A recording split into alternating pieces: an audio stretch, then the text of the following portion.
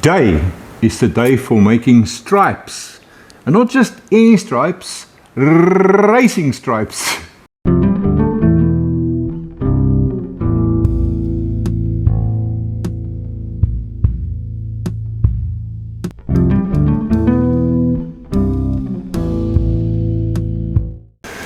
You might remember from previous videos me talking about this rally theme idea I have in my head, and then we've made a start on that by fitting these spotlights. Well, since then I've also added these bonnet catches, and they are only not there for show. This original bonnet catch of the Renault is a little iffy. Now these boykies will make sure that this bonnet doesn't go anywhere. So the next part of my picture, the idea I have in my head, is to add these black rally stripes that run all the way across the car.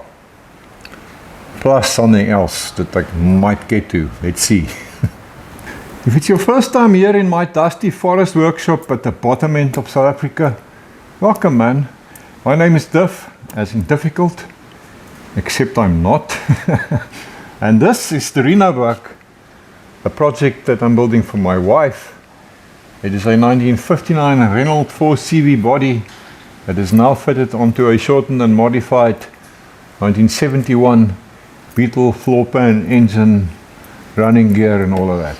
Now, how do you draw a straight line across this little car? You can't use a straight edge with all these changing shapes and curves, compound curves and all of that. So the only way you could do it is to try and tape it freehand by eye, and that's going to be difficult. You're going to spend a long time adjusting your tape, trying to get it to look just right. Lucky for me, my friend Sean lent me this clever contraption. You switch it on here, I think. How does this work? There we go. And then it shoots out this laser beam. Yeah, Duffy has moved into the 21st century as well. Look, it shoots out this laser line that can go across shapes. That's going to make my life easy.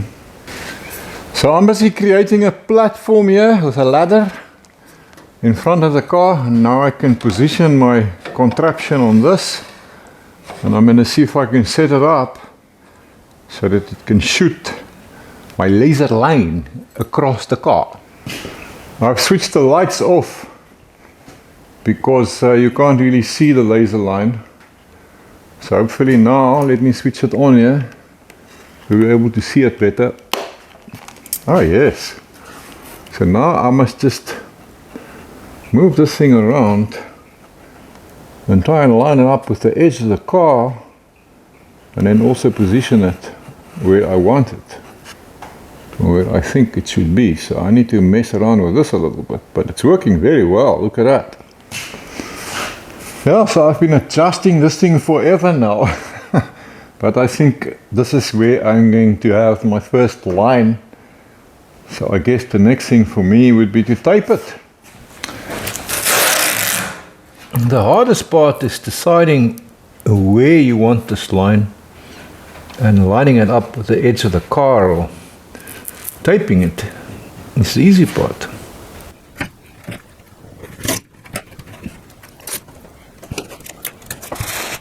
Right, so my first line is in place. Now obviously the next one has to be parallel to this one. So I've marked equal distances here in the flatter part of the car in 3 places. Here, and here, and down there. Well, I just decided on 60 millimeters. No particular reason for that number. I just think it looks right. So now I can use these 3 points to line up my laser line. Right, like so. It took a fair amount of maneuvering of that laser device to get this to line up, but we've got it. So now I can tape all along this edge carefully. Let's see now.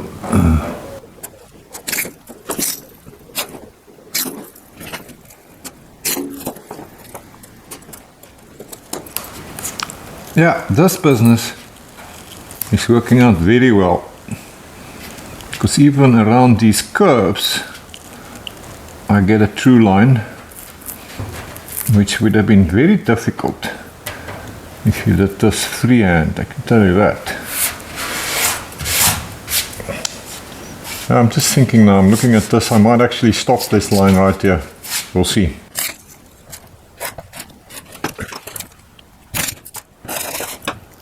So now obviously I just repeat the whole story to get my next line into place. Super.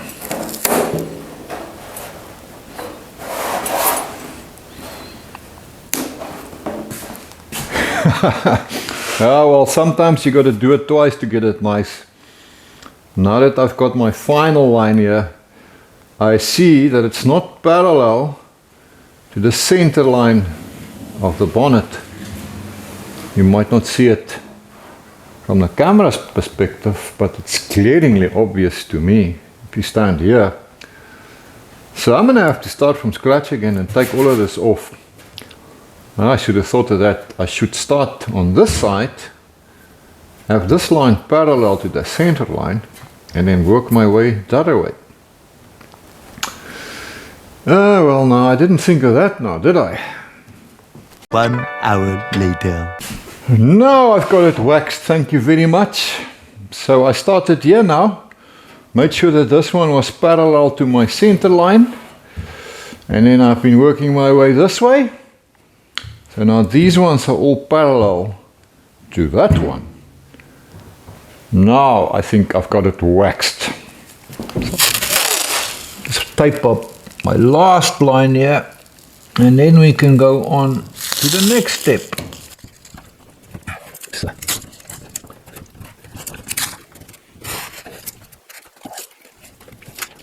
Now of course I need to shoot it here from the back as well, because yeah, the laser line won't go all the way across.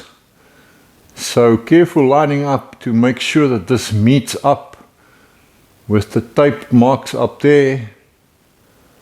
So now you can take up the back, tape up the back here as well, and repeat the whole process. Beam me up, Scotty. I tell you, this thing is magic for drawing a straight line across complex shapes like this. If I had to do this by eye, I would still be here next week. Yeah. Much later. Okay, so we've got our stripes masked up in true forest engineering fashion with some old junk mail newspaper. At least now it serves a purpose, eh? I mean, does anybody ever read this crap? Why go out there and buy fresh newspaper if this stuff comes for free and it will do the job just as well? So yeah, that would just be consumerism, man. Gobble, gobble, gobble, gobble. Just lightly sanding this here with some 400 paper I found here. Just dry sanding. Because, you know, let's keep the aim in mind here. We do not want these stripes to look all new and fresh and perfect. The aim is to make them look like they've been on the car for a long time.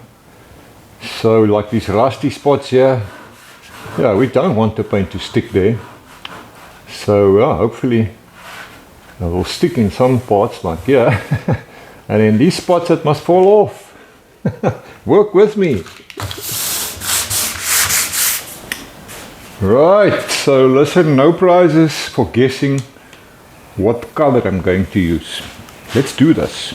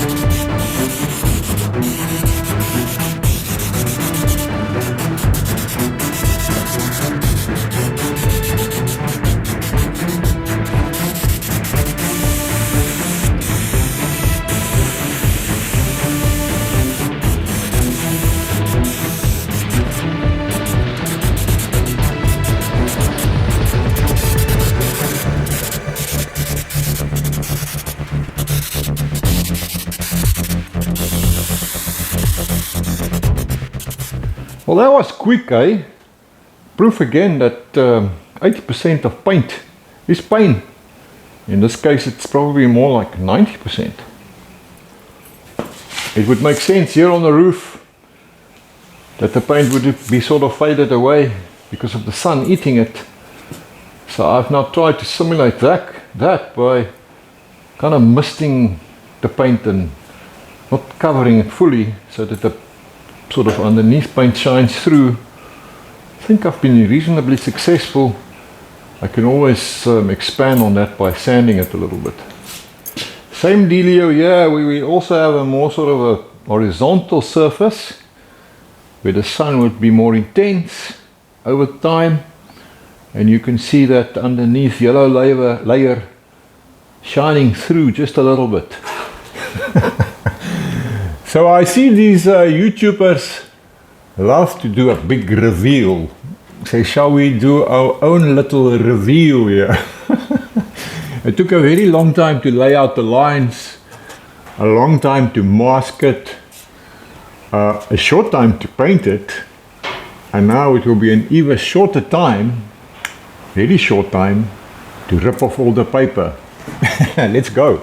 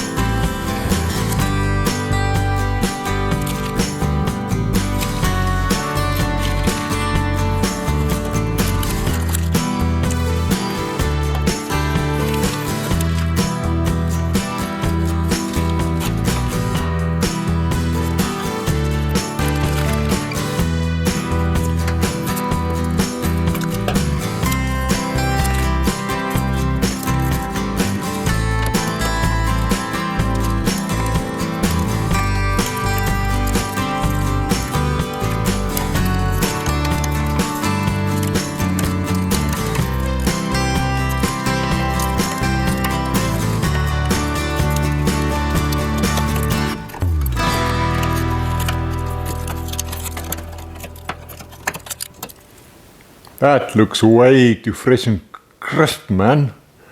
I could have sprayed a much thinner coat. Well, we've put it on. Let's take some off. Let's start here by these original rusty patches and see what a wire brush will do to it.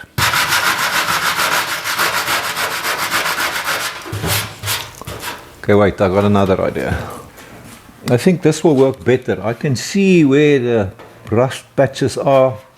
So I'm going to try and remove the black paint just in those areas.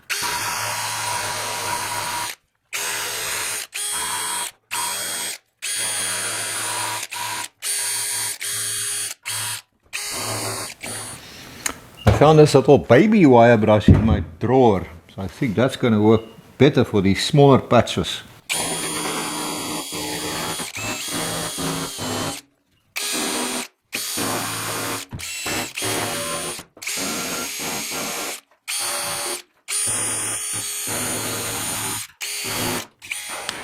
If you look carefully, you can see the outline of that original flake patch. I'm trying to stick to the outline so that I only take the black paint off in a rusty area.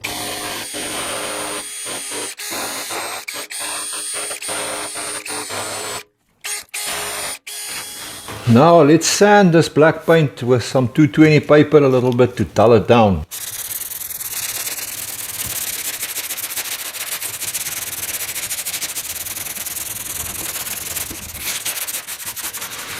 Well, if I just leave this for a while, especially outside in the weather, the rust will come back soon enough.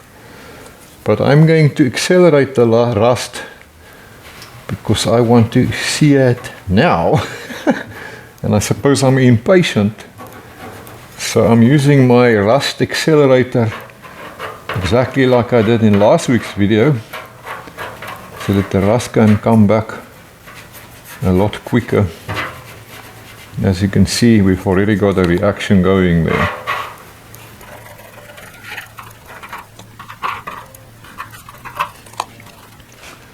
Bubble, bubble, toil and trouble. Stuff is busy happening here. The stuff is busy eating up my paintbrush. Doesn't have much hair left, like some people I know.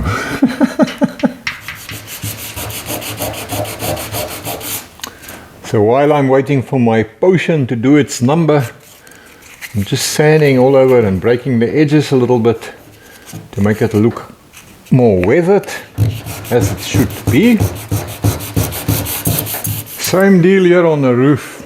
Just want to remove the crispness of these lines and make it look more weathered.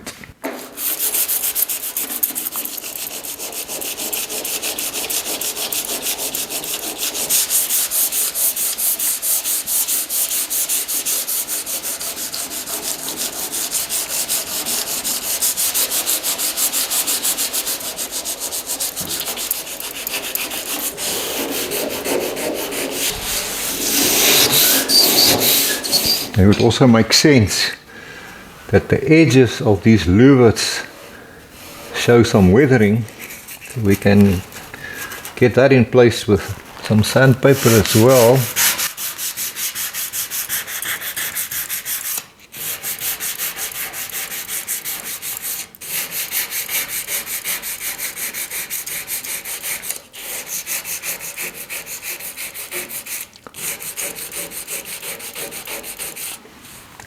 So I also break or feather the edges of the crisp line with some sandpaper in various random spots, hoping to simulate natural wear and tear. So that's where I'm at so far, but now I'm first going to have some fun up there. And I kind of think some of you might have a vague idea of where I'm going next. Yes, right here. I'm going to do something that the SWMBO doesn't know about. So I might get in trouble over this. I might have to go to bed hungry, but it's gonna be worth it. You might just be able to vaguely see what I've penciled there. This is going to be Grandpa Lele's fault. I hope I say your name right, brother, because he suggested it. But it's such a freaking cool idea. Let's do it. Well, I don't have the right paint, or the right brushes for that matter. And my signwriting skills are not good at all. I'm going to give this a bash anyway. You know, I always see these videos of these signwriting guys and how steady and confident their hands are. And I'm always so impressed by it. Shout out to those dudes, I'm telling you. Because me, not so much. So I'm just using standard black card Duco paint.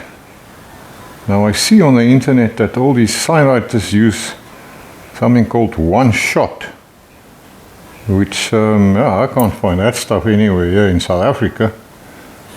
I'm sure you can probably buy it somewhere, at great expense, but this is gonna have to do. Hey, don't laugh at my shaky hand, man. I'm just an old man in a forest who's not scared to try anything. You can call me a Duffy of all trades, master of none. Yeah, actually, if you see how I am struggling, I've got no idea what I'm doing. And my brush is terrible.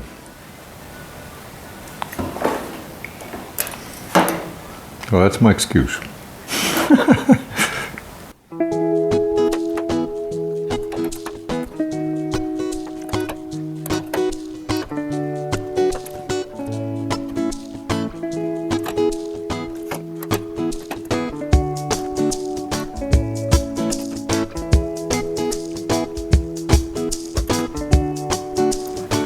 I'm concluding that the paint I'm using is drying too quickly, and that's part of my problem and my struggles here.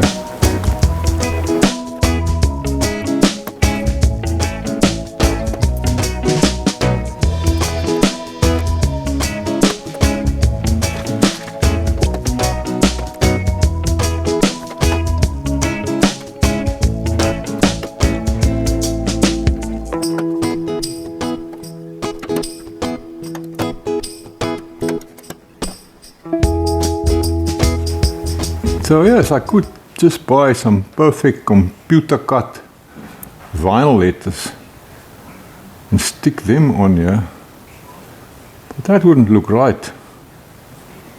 And that would be cheating anyway, as far as I'm concerned. Because the one advantage of painting it on like this is that I can make it look weathered and old, like it's been on here for quite some time, which is how I want it to look. So there is that. I've thinned this paint a little bit now, and that seems to have helped a bit. It flows a little bit better. So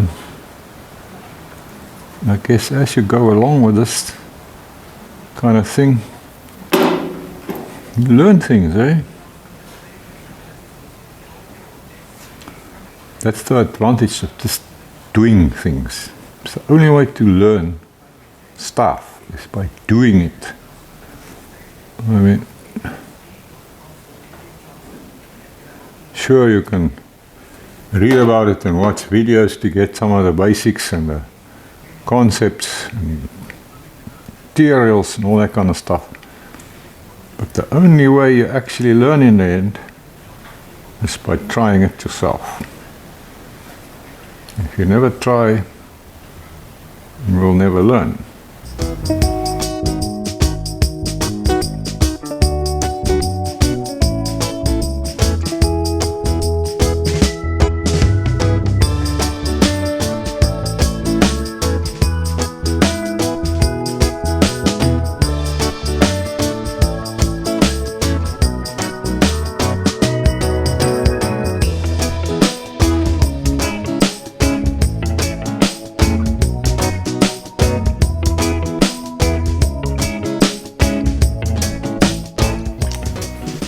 Yeah, I don't know.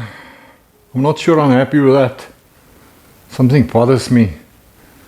Maybe it's just my OCD. Maybe it's the letter spacing. Maybe I should have put it on the windshield. My concern there is that it's going to limit your view quite a bit, because it might look large, this windscreen, but it's small.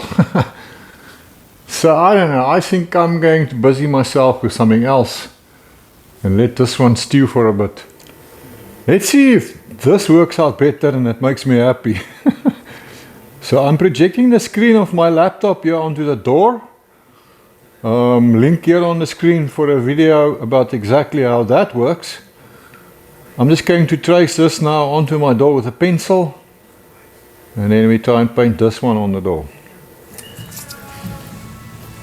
I decided to mask this one instead, Me and that freehand painting, we're not the best of friends yet. I'm just using some old pinstriping tape that I found here on my shelf, because it just makes taping around these curves a lot easier.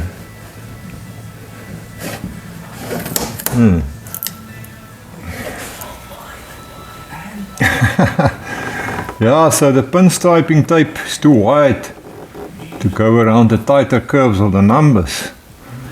So I am strengthening my association or my acquaintance with freehand painting.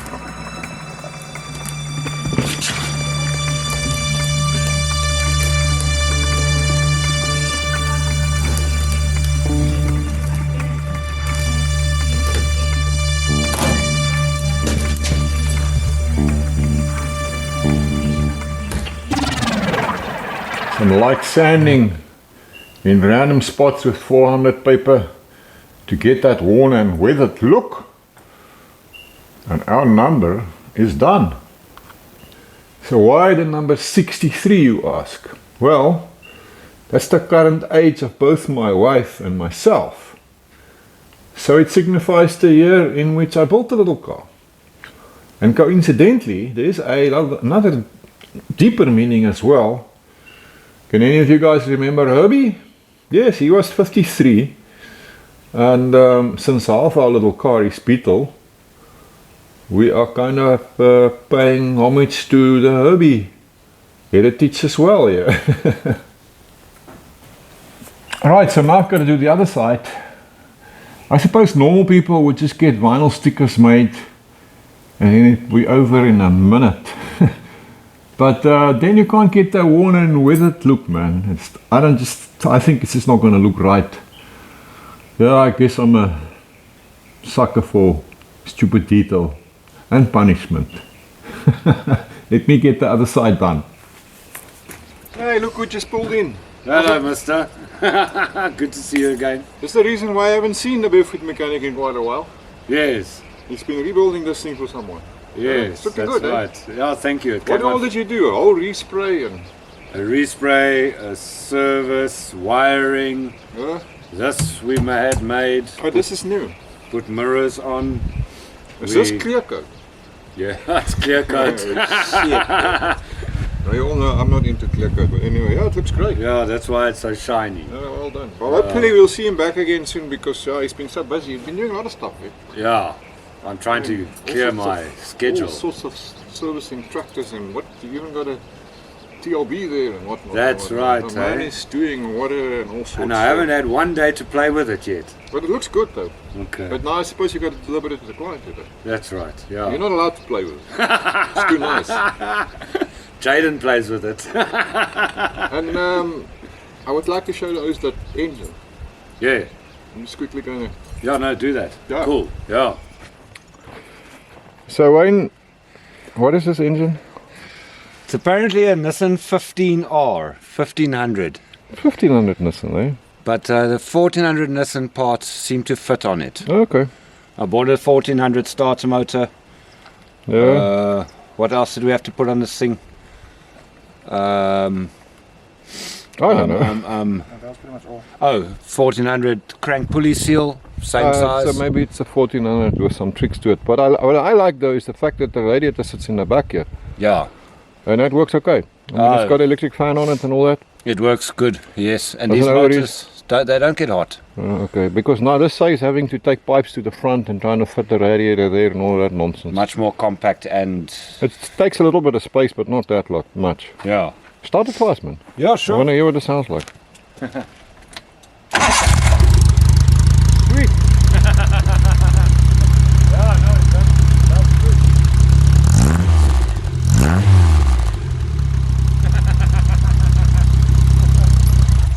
It should go well, eh?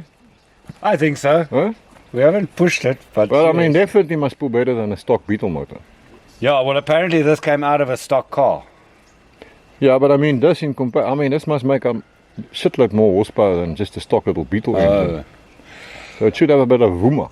I think the Beetle might have low down more torque You reckon?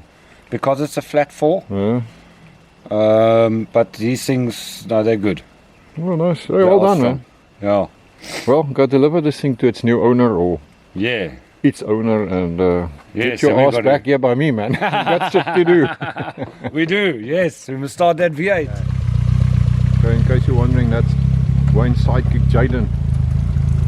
And on their way now to go and deliver this little thing. Yes.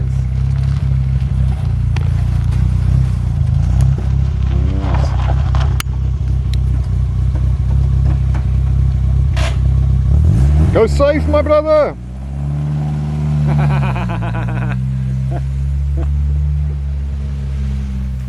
Okay, lekker man. So I got this one done as well. Now let's return to that other little thing that I'm not so happy about.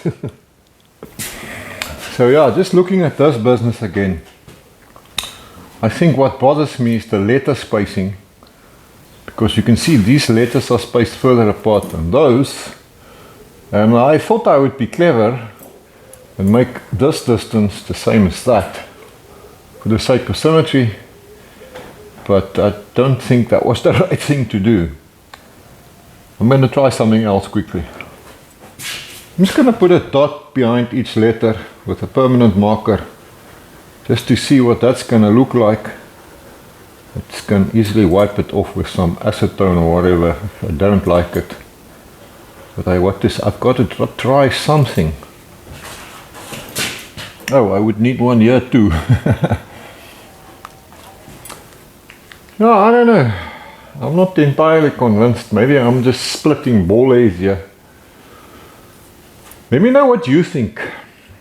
I can always change this, take it off and redo it. But I'm gonna step away from it for now. And then maybe one of you guys have got a nice suggestion for me, and then we can do that. Just keep in mind we can't put it on the glass here. It really is going to limit your vision too much, especially for the SWMBO. So that's not an option. Anyway, enough of me sweeting this small stuff. Let's take a look at what we've accomplished so far.